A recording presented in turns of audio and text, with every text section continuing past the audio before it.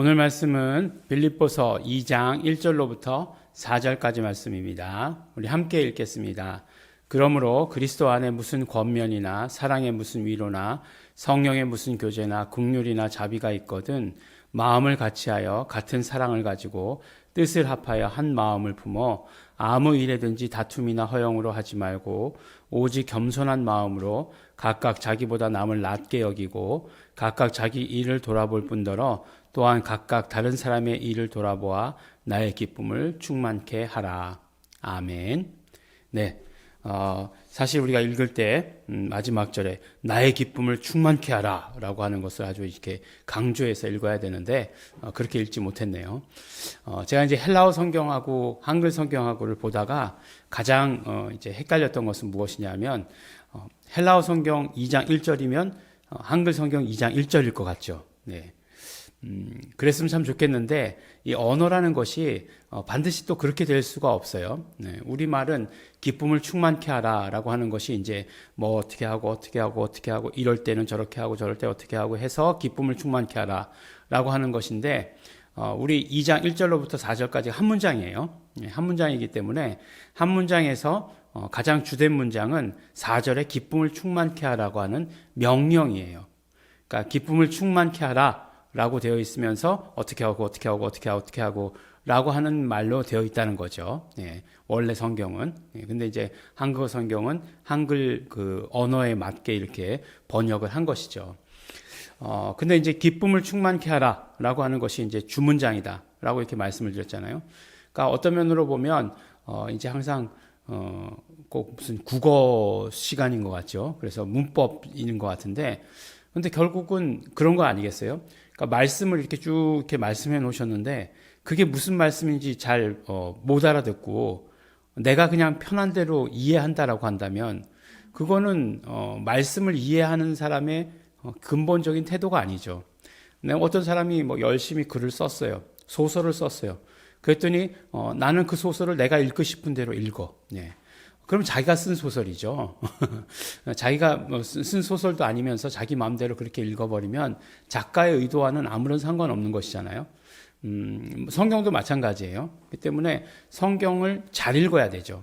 잘 읽기 위해서는 이해해야 돼요. 문장을 이해해야 됩니다. 그래서 그것이 중요하고 또 목사는 문장을 잘 이해하기 위해서 한글 성경도 여러 번역본을 보고 또 원어로 된 성경도 가급적이면 보려고 노력하고 또 어떤 때는 이제 제일 빠른 방법은 영어는 어떻게 번역했나라고 하는 것 말씀하죠. 근데 이제 거기에 대한 오류는 있어요. 영어 성경으로 봤다고 해서 그게 다 맞는다라고 얘기할 수는 없어요. 가장 정확한 것은 이제 헬라어 성경을 봐야 가장 정확한 거죠. 헬라어 성경도 사실은 번역본이 뭐 엄청나게 많이 있지 않습니까? 뭐 많이 있어요. 많이 있기 때문에 가장 이제 공신력 있는 그 번역본을 보는 거죠. 가장 공신력 있고 가장 최신의 그 번역본을 보는 것입니다. 그렇다고 해서 또 그 해석을 또 마음대로 할 수 있는 것은 아니죠. 문법적으로 또 이런 모든 것들을 잘 해석해야 되죠. 그럼 결국 무슨 말씀을 드리려고 하느냐? 오늘 말씀도 가장 뼈대는 기쁨이라고 하는 주제에서 벗어나지 않고 또 명령으로 그것도 우리에게 말씀해 주시고 계십니다. 명령으로 기쁨을 충만케 하라라고 이렇게 이야기하고 있어요. 근데 그리스도 안에 무슨 권면이나 사랑의 무슨 위로나 성령의 무슨 교제나 긍휼이나 자비가 있거든 라고 하는 것, 이것은 이제 어떤 주변 상황을 얘기하는 거예요. 주변 상황이라고 하는 것은 무엇이냐? 교회에서 일어나는 그런 모든 일들을 말하는 거죠. 그리스도 안에서 무슨 권면이나 사랑의 무슨 위로나 성령의 무슨 긍휼이나 자비가 있거든. 그러면 그 결론의 말씀이 뭐죠? 이런 때에 기쁨을 충만케 하라라고 이렇게 말씀하는 거예요. 이런 모든 상황 가운데서 그러니까 교회에서 이루어지는 모든 사역 가운데에서 모든 신앙생활 가운데에서 우리는 어떻게 해야 된다고요? 기쁨을 충만케 해야 된다라고 이렇게 얘기합니다. 근데 이 기쁨을 충만케 하는 게 그럼 어떻게 하면 우리가 그 기쁨을 충만케 할 수 있느냐? 예. 사도 바울의 기쁨, 예수님의 기쁨, 뭐 어쨌든지 간에 그 충만케 할 그 기쁨을 어떻게 하면 충만케 할 수 있느냐? 그 기쁨에 그 충만케 하는 것 중에 가장 중심에 있는 것이 무엇이죠? 겸손한 마음이에요. 겸손한 마음. 그러니까 처음에 마음을 같이 하고 같은 사랑을 가지고 뜻을 합하여 한 마음을 품어서 그 다음에 겸손한 마음을 가지고 기쁨을 충만케 하라라고 이렇게 이야기하는 것이에요. 그러니까 한 마음을 품는다. 뜻을 합하여 한 마음을 품는다. 굉장히 좋은 얘기죠.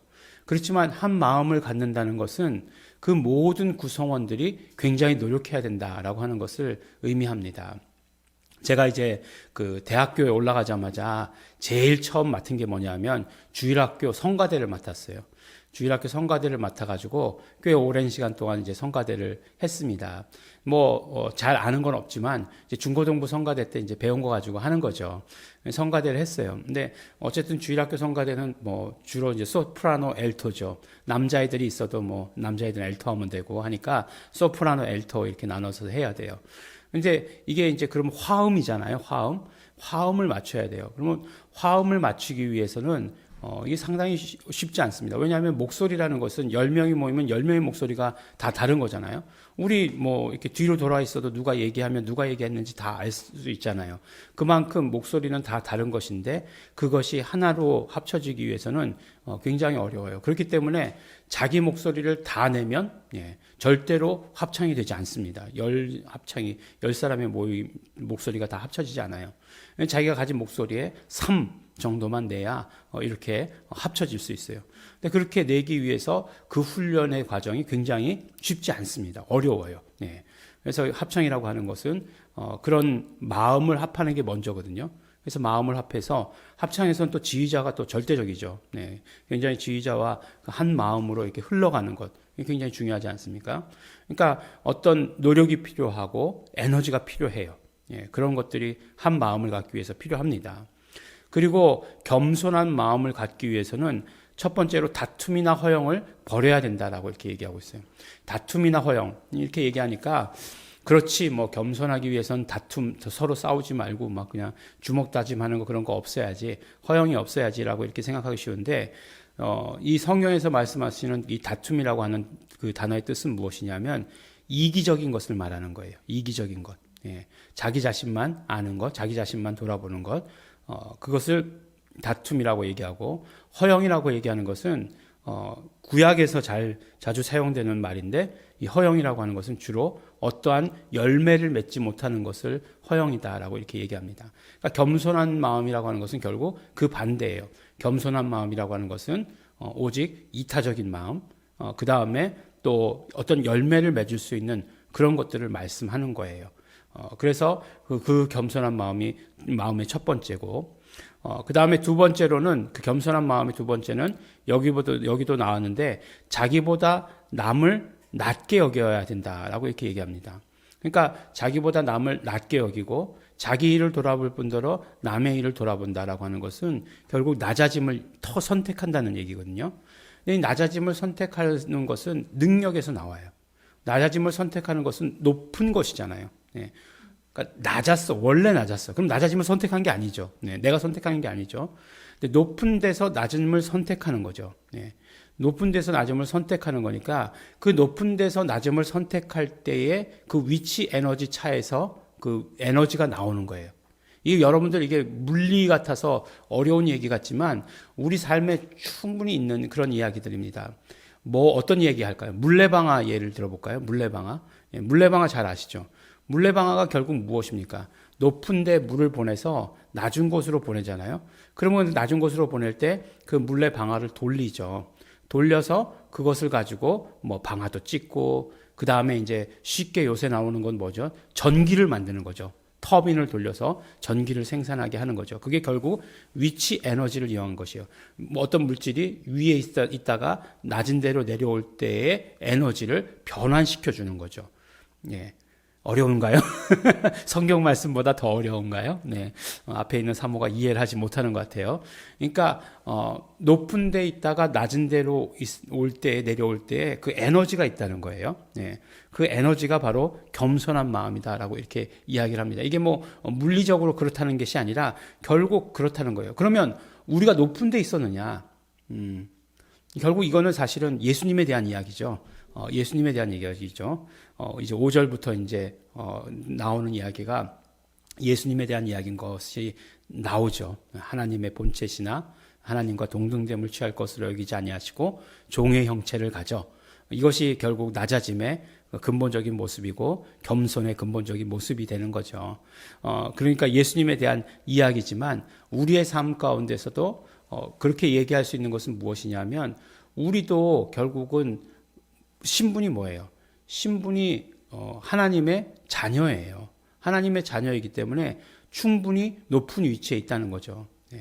꼭 우리가 왕의 아들, 대통령의 아들만 되어야 높은 위치에 간다. 요새는 높은 위치는 아니죠. 사실은 딱 이렇게 까놓고 얘기해 보면 높은 위치는 아니에요.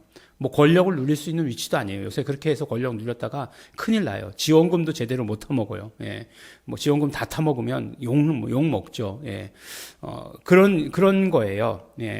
그렇기 때문에 우리가 겸손한 마음이라고 하는 것은 결국은 그런 위치 에너지의 변환을 통해서 그런 어떤 능력을 낼 수 있는 것들을 말씀하는 거예요. 낮은 것들을 택함으로 말미암아 내 아닌 다른 사람들을 택함으로 말미암아 내 중심에서 이웃 중심으로 예수님 중심으로 돌릴 때에 그때 우리에게서 그 나타나는 능력을 말씀하는 것이죠. 그것이 바로 겸손한 마음이에요.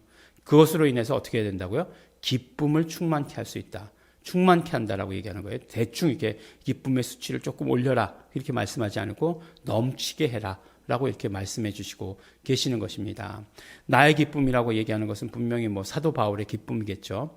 그렇지만 사도 바울의 기쁨이라고 하는 것은 결국 예수님의 기쁨이라고 말씀할 수 있겠죠. 그래서 우리가 기쁨을 충만케 하라고 하는 그 사도 바울의 명령을 따라서 우리도 기쁨을 충만케 해야 되는데 기쁨을 충만케 할 때에 그 공동체가 해야 될 것은 한 마음 그리고 겸손한 마음이다라고 하는 것을 오늘 우리에게 말씀해 주십니다. 우리가 우리 한 사람 한 사람이 전부 다 한 마음을 품어야 되죠. 또 그뿐만 아니라 우리는 겸손한 마음을 품어야 합니다. 세상에서 말하는 겸손, 우리가 도덕적으로 말하는 그런 겸손 말고요. 오늘 성경이 말씀하시는 그런 능력 있는 겸손한 마음, 그 모든 것들을 품으시는 우리 성도 여러분들 되시기를 예수 이름으로 축원합니다. 기도하겠습니다. 하나님 아버지 감사합니다. 오늘 아버지 하나님 우리 말씀을 통해서 우리 진짜 겸손이 무엇인지 진짜 기쁨을 충만케 하는 것이 무엇인지 오늘 아버지 하나님 말씀을 들었습니다. 우리 아버지 하나님 기쁨을 충만케 하기 위해서 한 마음 품게 하여 주시옵시고 겸손한 마음 가질 수 있도록 아버지 하나님 도와주시옵소서. 우리의 삶에서 능력이 드러날 수 있도록 되기를 간절히 바라고 소원합니다. 예수 그리스도의 능력이 우리의 삶에서 드러나게 하여 주시옵소서. 감사드립니다. 예수님 이름으로 기도드렸습니다. 아멘.